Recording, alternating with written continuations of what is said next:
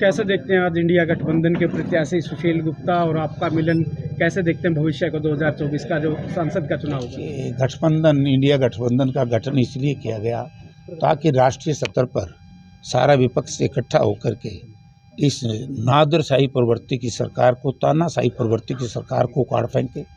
उसी कड़ी में जो हमारी गठबंधन, इंडिया गठबंधन ने कुरुक्षेत्र पार्लियामेंट आप आदमी पार्टी को दी है, तो इनके उम्मीदवार हमारे साथी श्री सुशील गुप्ता जी, पार्टी के अध्यक्ष भी हैं प्रदेश के। और एक स्वाभाविक है कि शिष्टाचार में मिलन तो ज़रूरी है ना जी। एक दूसरे के कार्यकर्ताओं का मिलन हो जाएगा और इसके बाद हम फिर यहाँ से कुरुक्षेत्र से आम आदमी पार्टी की जीत सुनिश्चित करने के लिए दिन रात मेहनत करेंगे। और मुझे ऐसा लग रहा है, क्योंकि कई बार लग गया है, आम आदमी पार्टी ने ऐसी टिकट दे दी, कुरुक्षेत्र पार्लियामेंट भी हमारी है।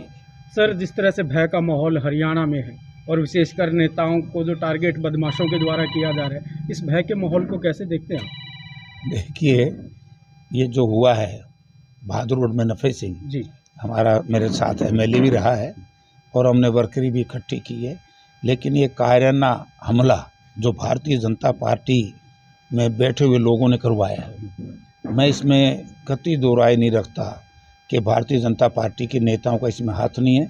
ये अगर ये कहूँगा तो बेईमानी होगी। भारतीय जनता पार्टी के लोगों का हाथ है और भारतीय जनता पार्टी इस घिनौने कर्तव्य में कब आई है? आदमी जब कमज़ोर होता है ना, तब वो गाली देता है, मारता है, कूटता है। तो इसका बदला जनता चुनाव में लेगी और जनता ने फैसला कर लिया है। किसानों पर लाठीचार्ज, कितनी बातें मैं बताऊंगा आपको।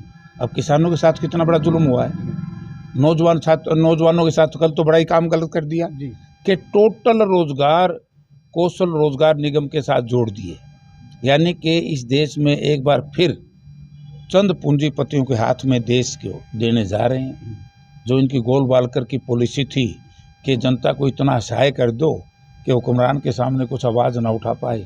जिस देश की आज़ादी के लिए हमारे बहुत से बुजुर्ग शहीद हुए थे, अपनी शहादत दी थी, कुर्बानियाँ दी थी, आज फिर इस देश को आर्थिक तौर से गुलाम बनाने में लगे। नायब सैनी ने दोबारा चुनाव लड़ने की इच्छा जताई है, कहाँ समीकरण देखते हैं? बड़ा अच्छा, बड़ा फायदा हो जाएगा, राम भला कर देगा हमारा।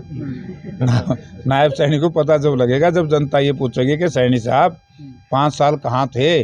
पिछली बार तो पुलवामा का झूठा नारा लेकर के अब लोगों को पता भी लग गया है कि पुलवामा की अब तक जांच नहीं हुई है। जब तक पुलवामा की जांच नहीं होगी, हम कैसे कह सकते हैं पुलवामा सही था? केवल वोट लेने के लिए पुलवामा की बात आई। और आज इसीलिए नायब सैनी आ जाए तो बहुत ही अच्छी बात है। मैं ये कहता हूँ, नायब सैनी आए, कोई आए बीजेपी का, लोगों उसको बहुत बुरी तरीके से राएंगे पूरे प्रदेश में। तो गुप्ता जी आपसे समर्थन मांगने आए हैं, तो क्या कहना चाहेंगे? मेरे से समर्थन क्यों मांगे? पार्टी के आदेश, हम तो करांगे जी।